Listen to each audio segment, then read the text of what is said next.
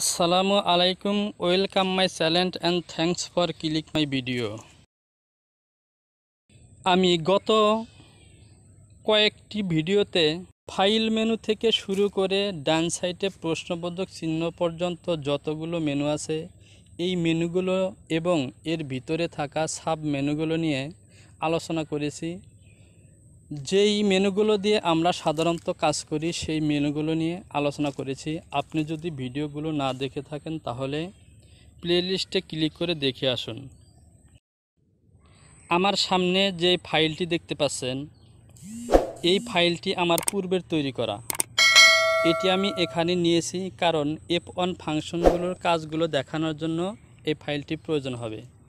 এই জন্য আমি এই ফাইলটি ওপেন করে নিয়েছি। এখন আমি ডেস্কটপে গিয়ে একটি নতুন ফোল্ডার তৈরি করব যার নাম দেব F1 এবং সেখানে এই ফাইলটিকে আমি সেভ করব। এবার আমি এই ফাইলটিকে একবার সেভ করে নেব।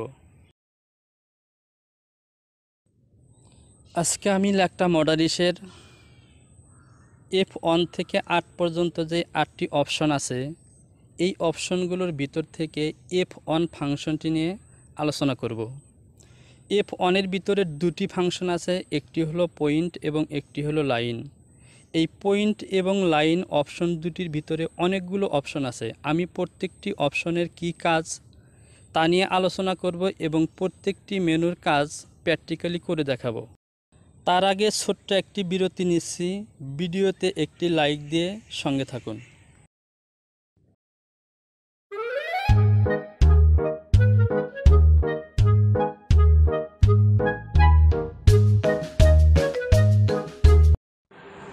গত পর্বের ভিডিওতে আমি পয়েন্ট অপশনের সবগুলো ফাংশন এবং তার কাজগুলো আমি স্টেপ বাই স্টেপ প্র্যাকটিক্যালি দেখিয়েছি।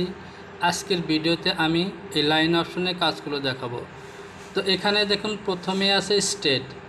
এই স্টেট অপশনের কাজ হলো স্টেট লাইন টানা।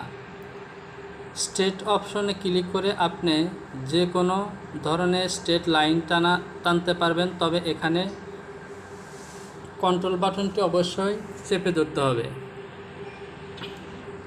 কন্ট্রোল বাটনটি চেপে ধরলে ডানে বামে অথবা উপরে নিচে সোজা লাইন টানা যাবে, আর যদি কন্ট্রোল 9টি না চেপে ধরেন তাহলে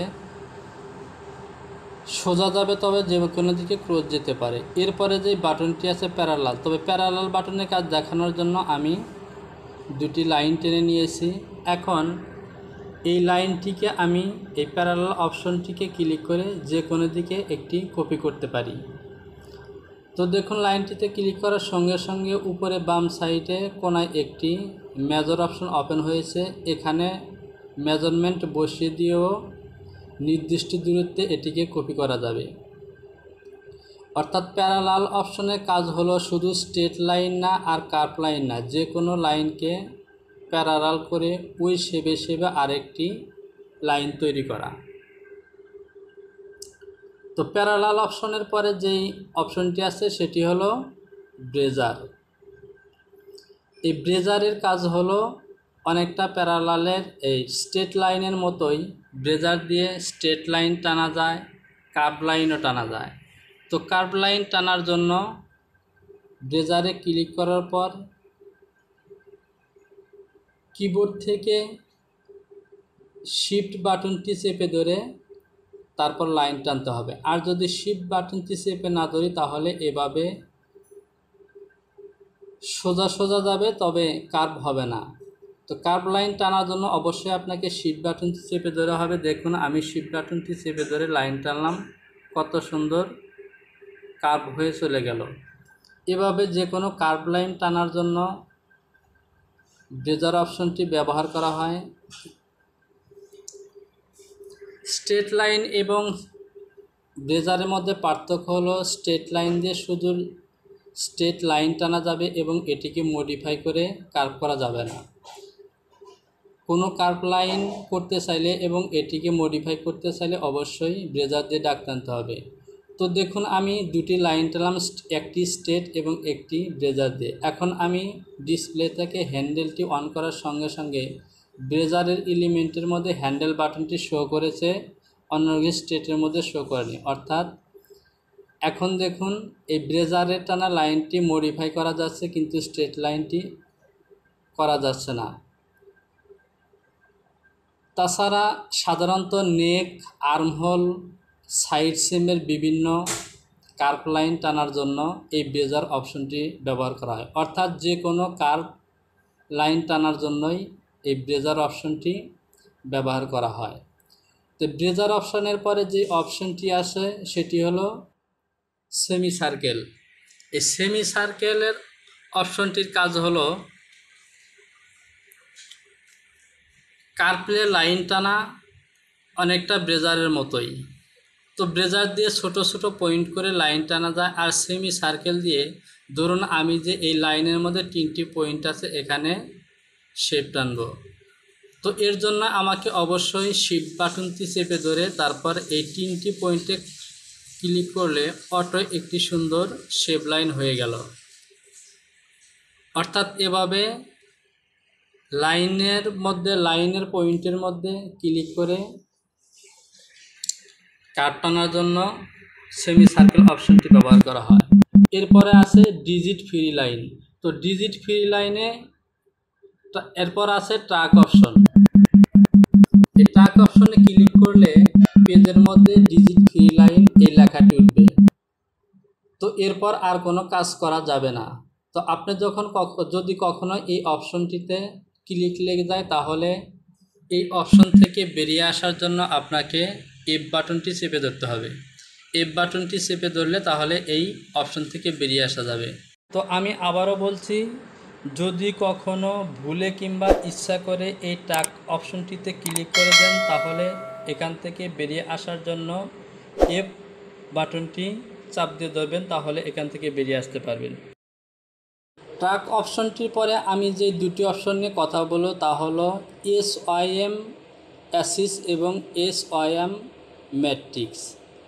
এই SYM অ্যাসিস এবং SYM ম্যাট্রিক্স এই অপশন দুটির কাজ হলো অনেকটা মিরর বা আয়নার মতো। আমরা যেমন আয়নার মধ্যে বিপরীত দিকে আমাদের নিজের চেহারা দেখি, তেমনি এই অপশন দুটির কাজ হলো বিভিন্ন কার্ভ বা কার্ভ এলিমেন্টের প্রতিছবি তৈরি করে তার শেপগুলো সুন্দরভাবে চেক করা। তো এখন আমি প্র্যাকটিক্যালিভাবে এই কাজটি করে দেখাচ্ছি। তো আমি SYM অ্যাসিস বাটনটির মধ্যে ক্লিক করে ফন্টের এই এলিমেন্টের মধ্যে 2 জায়গায় ক্লিক করে দিলাম। সঙ্গে সঙ্গে দেখুন একটি লাইন তৈরি হয়ে গেছে। এবার আমি SYM ম্যাট্রিক্সের মধ্যে ক্লিক করে যদি নেকের এই শেপের মধ্যে ক্লিক করি তাহলে দেখুন বিপরীত দিকে লাইনটি মিরর হয়ে গেছে এবং নেকের এই শেপটি সুন্দর বা ঠিক মতো হয়েছে কিনা তা সুন্দরভাবে দেখা যাচ্ছে। এভাবে যদি আমি আর্মহোলের এই শেপটিকে চেক করতে চাই তবুও করতে পারবো। এর জন্য আমাকে কি করতে হবে, শোল্ডার লাইনের মধ্যে এভাবে SYM অ্যাসিস দিয়ে একটি লাইন টেনে SYM ম্যাট্রিক্সে ক্লিক করে আর্মহোলের এই বাহুটির মধ্যে ক্লিক করলে মিরর লাইন হয়ে যাবে। অর্থাৎ যে কোনো শেপ লাইন, অর্থাৎ আর্মহোল বা নেক বা সাইড লাইনের যে কোনো শেপের বিপরীত দিকে মিরর করে সুন্দরভাবে সেই শেপটিকে চেক করার জন্য এই SYM অ্যাসিস এবং SYM ম্যাট্রিক্স এই অপশন দুটিকে ব্যবহার করা হয়। এরপরের অপশনটি হলো ডুপ্লিকেট। আমি যদি এই ডুপ্লিকেট বাটনটিতে ক্লিক করে পিসের কোনো এক জায়গায় চেপে ধরে সাইডের দিকে ড্র্যাগ করি, সঙ্গে সঙ্গে এই পিসটি ডুপ্লিকেট হয়ে যাবে, অর্থাৎ নতুন আরেকটি পিস কপি হয়ে যাবে। তো দেখুন আমি ডুপ্লিকেট মেনুর মধ্যে ক্লিক করে এই পিসের মধ্যে চেপে ধরে সাইডের দিকে ড্র্যাগ করলাম, সঙ্গে সঙ্গে একটি নতুন পিস তৈরি হয়ে গেছে। এভাবে আপনি যতবার চেপে ধরে ড্র্যাগ করবেন ততবার আরেকটি নতুন নতুন ডুপ্লিকেট কপি পিস তৈরি হয়ে যাবে। এমনিভাবে যদি আমি কোনো প্যারালালের মধ্যে ক্লিক করি প্যারালালটি ডুপ্লিকেট হয়ে আরেকটি কপি হয়ে যাবে। অর্থাৎ ডুপ্লিকেট অপশনটির কাজ অনেকটা প্যারালাল অপশনের মতো।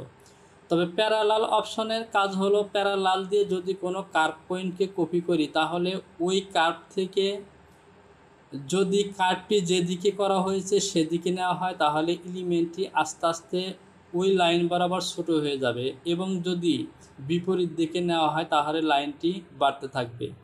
কিন্তু ডুপ্লিকেট অপশন দিয়ে ডুপ্লিকেট করলে এই লাইনটি পয়েন্ট, কার্ভ বা মেজারমেন্ট কোনো কিছু চেঞ্জ হবে না, অর্থাৎ সেম লাইনকে ঠিক রেখে ডুপ্লিকেট করার জন্যই এই ডুপ্লিকেট অপশনটি ব্যবহার করা হয়। এরপরের অপশনটি হলো সিকোয়েন্স ডিভিশন। সিকোয়েন্স ডিভিশনের কাজ অনেকটা ডিভিশন অপশনের মতো। পার্থক্য হলো সিকোয়েন্স ডিভিশন অপশনটি দিয়ে কার্ভ লাইনের মধ্যে পয়েন্ট দেওয়া হয় বা কার্ভ লাইনকে এক বা একাধিক অংশে বিভক্ত করা হয়, আর ডিভিশন অপশনটি দিয়ে স্ট্রেট লাইনের মধ্যে পয়েন্ট দেওয়া হয় অথবা স্ট্রেট লাইনটিকে একাধিক অংশে বিভক্ত করা হয়। তো দেখুন, আমি সিকোয়েন্স ডিভিশনের মধ্যে ক্লিক করে নেকের এই কার্ভ লাইনের দুই মাথায় ক্লিক করে যখন মান বসিয়ে দিলাম, তখন কার্ভ লাইনের মধ্যে কয়েকটি পয়েন্ট তৈরি হয়ে গেল। কিন্তু আমি যখন ডিভিশন অপশনের মধ্যে ক্লিক করে এই নেকের দুই পয়েন্টে ক্লিক করে মান বসিয়ে দিলাম, তখন কার্ভের পয়েন্টগুলো কার্ভের মধ্যে না গিয়ে সোজা চলে গেল। অর্থাৎ ডিভিশন এবং সিকোয়েন্স ডিভিশনের মধ্যে পার্থক্য হলো ডিভিশন দিয়ে স্ট্রেট লাইনের মধ্যে পয়েন্ট দেওয়া হয় কিংবা স্ট্রেট লাইনকে কয়েকটি ভাগ করার জন্য ডিভিশন অপশনটি ব্যবহার করা হয়, আর কার্ভ লাইনের মধ্যে এক বা একাধিক পয়েন্ট দেওয়ার জন্য এই সিকোয়েন্স ডিভিশন অপশনটিকে ব্যবহার করা হয়। এরপর আরও দুটি বাটন আছে, তা হলো ডিজিট এবং রিকভারি ডিজিট। এই দুটি বাটনে আমাদের কোনো কাজ নেই। আমরা যদি ডিজিটাইজার দিয়ে কোনো কাজ করি তখন এই অপশন দুটিকে ব্যবহার করা হবে। অর্থাৎ ডিজিটাইজারের লাইন যদি আপনার পিসিতে না থাকে তাহলে এই অপশন দুটির কোনো কাজ নেই। তো এই অপশন দুটিতে যদি আপনি ক্লিক করে দেন তাহলে আপনার পিসি আর কোনো কাজ করবে না, অর্থাৎ ডিজিটাইজার থেকে কাজ করে সেটিকে সেভ দিলেই কেবল এরপর কাজ করা যাবে। আমি এখানে F1 এবং F1-এর ভিতরে থাকা পয়েন্ট এবং লাইন অপশন দুটির মধ্যে যতগুলো বাটন আছে প্রত্যেকটি অপশনের নিয়ে আলোচনা করেছি এবং এর কাজগুলো আমি স্টেপ বাই স্টেপ প্র্যাকটিক্যালি দেখিয়েছি। তো পরের ভিডিওতে আমি F2 ফাংশনটি এবং F2-র ভিতরে থাকা যতগুলো অপশন আছে সবগুলো নিয়ে আলোচনা করব এবং এর প্রত্যেকটি অপশনের কাজ প্র্যাকটিক্যালি করে দেখাবো। তো প্রিয় সাবস্ক্রাইবার, আপনি যদি নতুন হয়ে থাকেন তাহলে চ্যানেলটিকে সাবস্ক্রাইব করে বেল আইকনটি ক্লিক করে দিন, আর যদি আগে থেকেই করে থাকেন তাহলে তো অসংখ্য ধন্যবাদ। সে সাথে এই ভিডিও থেকে যদি ন্যূনতম কিছু শিখে থাকেন তাহলে অবশ্যই কমেন্টস করে জানাবেন। তো প্রিয় সাবস্ক্রাইবার, আজ এ পর্যন্তই। ভিডিওটিতে যদি কোথাও বুঝতে সমস্যা হয় তাহলে অবশ্যই কমেন্টস বক্সে কমেন্টস করে জানাবেন। তো দেখা হবে পরবর্তী টিউটোরিয়ালে। সে পর্যন্ত ভালো থাকুন। আল্লাহ হাফেজ।